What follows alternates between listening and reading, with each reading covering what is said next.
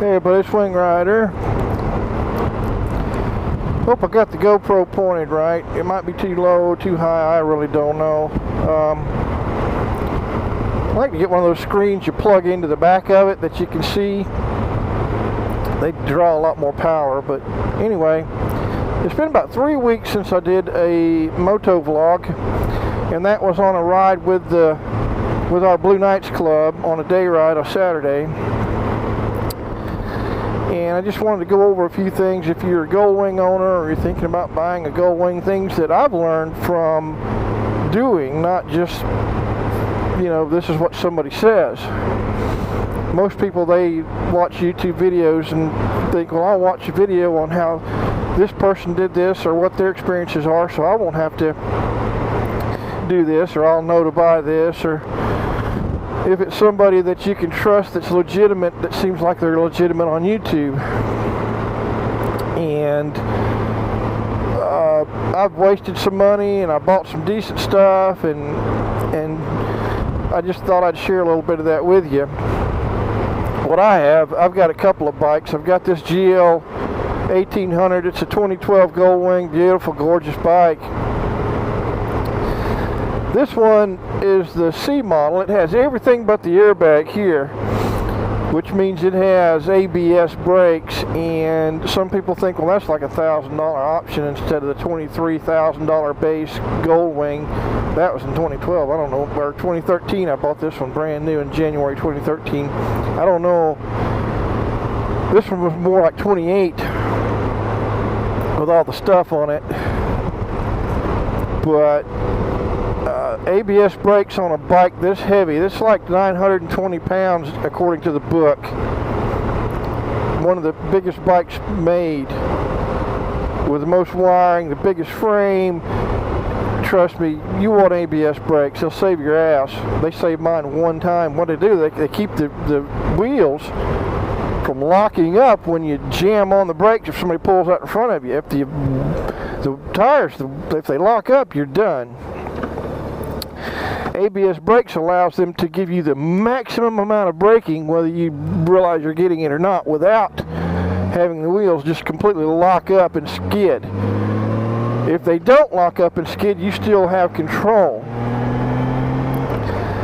but yet you're getting the maximum amount of braking. And this, I know, I'm a retired Florida Highway Patrol, and I've been through many schools that the Highway Patrol provided on stuff like this, and they come from like Ford Motor Company experts and people that they come into Highway Patrol and teach the higher ranking officers so they can teach the lower ranking Highway Patrol officers. So this is a fact. If you got a big bike, a Goldwing, get ABS brakes. They'll save your ass.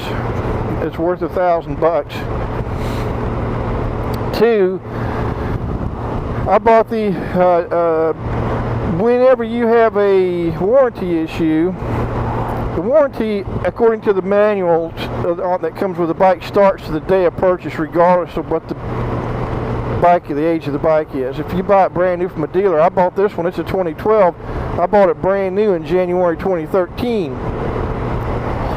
Well, the warranty starts the date of purchase. Now, I also bought the extended warranty. Tax and all was $850, and an additional 4 years. The warranty on this one's good till 2020, January 2020. But if something breaks on this thing, are you going to fix it? I'm a damn decent mechanic, but I ain't going into this thing. I put a hitch on it, and the wiring was a freaking nightmare. But I got it done after calling the guy who designed the wiring harness. It has it where you can actually talk to him. And I got me a trailer that I pulled behind the Goldwing. But anyway, it's worth it. If something breaks, it's expensive, you're going to have to get somebody to fix it. It's worth it. I haven't had any trouble with this one. You might think, well, Goldwings are bulletproof, they don't break. Well, chance you take. Is it worth it? Buy an extended warranty? Anyway, it was what you could afford. running boards with heel-toe shifter. Man, they look great. I love the things, but they're not so great because it shifts harder. You know, the transmission shifted harder. Sometimes it would miss a gear, and when it would go into gear, it would more like a bang, bang, and I'm thinking, that ain't right. A guy told me, well, these transmissions are bulletproof, but that doesn't sound too good. So I took them back off and put the pegs back on after about 6 months. This is a year ago. The transmission shifts just as smooth as silk. Just click, click, click, click. Smooth. You're not transitioning between a rod with a pivot arm. It's just your toe. Plus, the running boards are flat. When my foot was on them, it would make my ankles or my back of my legs a little sore, the muscles. Well, on the pegs, when you're riding, your toe is naturally pointed downward, not flat. And it's more comfortable. The pegs are more comfortable than the running boards with heel-toe shifter. Plus, it's easier to put the damn kickstand down. It's like $300 and something. Save your money, okay? Don't. If you want them, get them. But I'm just telling you. Oh, I was about to say, what the hell? It's an airplane. Harvey! It's a crop duster airplane. You see him up there? I thought there was something wrong with the damn tire. For a minute, I heard this whang. I thought, what the hell?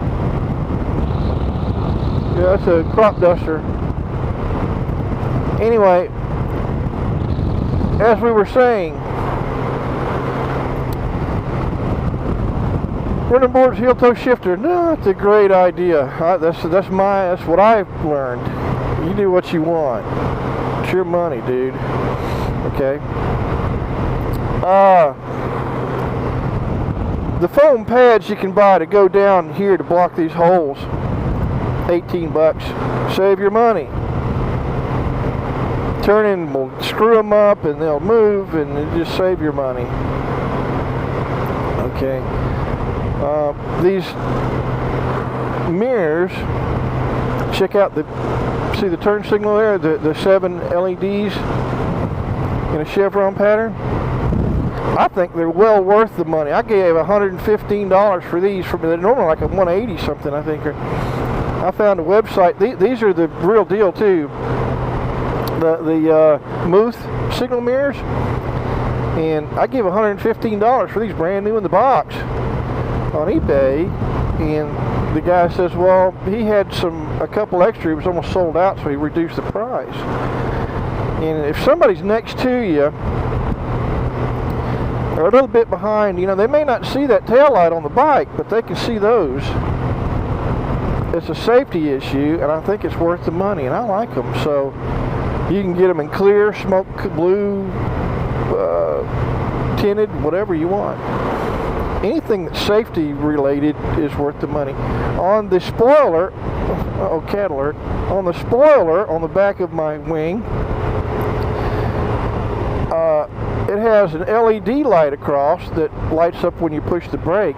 But I added a tail blazer from Keeson Electronics to it. It's real easy, it just plugs right in, plug and play. And whenever you step on the brake, that LED flashes really fast and slows down until it stops. It'll flash real fast, like 7 times, and then it'll slow down as it goes. Hey, I was waving at her. I was waving at her. Good looking. Anyway, it'll get your attention. The guys that ride with me, man, that gets your attention, doesn't it? Well, that's the idea. So it works, and it was pretty cheap. It was like 15, 18 bucks. So the tail blazer from Keeson Electronics, I got that on there. Where I'm going, beautiful day to ride. It's a Thursday. I'm retired, so it's 8:21 in the morning. I don't know, I might get a little glare from the sun on my GoPro. Oh, also, the microphone, when I did the moto vlog with the Blue Knights MC that I rode with 3 weeks ago. Get out of the center road. the wind noise on that microphone was horrific. It was one of those expensive mics, like 35 bucks for a GoPro. You can get them a hell of a lot cheaper, but I thought I'll get one of the expensive ones and see how it does. It was too sensitive, and it picked up so much wind noise, it basically ruined the video. So this is one of those cheap $8 jobs from China, and I checked it out the other day, and it worked fine. It was less sensitive. It works fine with the GoPro. So you get what you pay for, but sometimes it doesn't pay to spend the extra money. It depends on the application your microphone is used for. Mine's for mostly moto vlogs, and the microphone's inside the helmet, right half-inch in front of my choppers here in my mouth. So hopefully there's less wind noise. Anyway, I put a bigger piece of foam on the mic end and all kind of stuff, but it didn't do any good. But this one, hopefully, from what I checked it out the other day, was okay. And anyway, I'm on my way to, I got this snapper mower. I did a video on it. It was like 16, 17 years old. I bought it new, used it about a year, gave it to my niece. She used it about 6 months and said the motor blew up in it, the engine, sorry, but it didn't. It just sheared the keyway, and the flywheel was a little bit off, and it threw the timing off. So it's like practically like a new mower that had been setting. So I went and got it back, and I found that after watching a Musty One video, but you got to check out Musty One channel if you're a guy and a gearhead and you like tinkering with stuff. This guy's amazing. I watch his videos like TV shows on a daily basis. But he had one that had a problem spitting back through the carburetor, single engine lawnmower engine, and it was out of time, obviously, so mine was doing that. I thought, I'll check it out. Surely enough, the keyway was sheared, and I fixed it and put a couple new tires on it and got it running and put a new blade on it and cleaned it up, and I mowed some with it yesterday. I did a video on it, you can see. Mows good. Two of the left side tires were rotten, so I replaced them. I did a video on that, as you can see that on a playlist. And the right side tires were okay. The back one, I just put Fix-A-Flat in, and it's fine. The front one keeps going flat, so I'm going to Tractor Supply in Valdosta, Georgia, and I'm going to get a new one. The mower's definitely worth it, so I'm going to do that. That's where I'm going. But anyway, I want to cut this one, and I'll do another one because I don't want them to get too long, and it gets kind of boring just riding along. But I figure I'd give you a few of them helpful hints. Also, on the cruise control on the GL 1800, this one anyway, there's several ways you can turn it off. One way I just found by chance. If you have your cruise control on and you want to turn it off, just slowly twist the throttle forward the opposite direction, and it'll click, and it turns it off. I did not know that until one day I twisted the throttle forward, click, and the cruise control went off. I thought, that's pretty cool. If the cruise control is already off and you twist it forward, it won't do that click. So there you go. One more thing. Swapping exhaust pipes on a GL 1800. It's fuel injected, it's 6-cylinder, it's a pretty sophisticated engine. That requires a little bit of back pressure, and just throwing any other kind of exhaust on there may throw off the balance of that engine. The computer control the fuel injection, it may throw it off a little bit. So if you go to like Vance & Hines, I would love to have a set of those Vance & Hines jobs for the Goldwing, but the difference is they design them specifically for the Goldwing, so it's safe to buy those. Only if you take one apart, this is from a video that I saw, this fancy $700-800 Vance & Hines exhaust. They sound fantastic, they look great, and they've specifically designed them for Goldwing. But if you take one apart, the baffling is so much in there that you wonder how the exhaust even gets out. So I don't screw with it. I just leave it like it was from the factory. I don't really customize that much unless it's beneficial to safety or looks a little bit better, like a chrome this instead of unchrome that. And then if you want to put all this chrome crap all over your dash, I've seen a guy do that on a new Goldwing, and he got the sun behind him one day and it just blinded the shit out of him, so he started ripping that shit off. Oh, don't do that. Anyway, I'm gonna kill this one. I'll get back with you. I'll either add another video to this one or I'll do a second video, so we'll talk to you.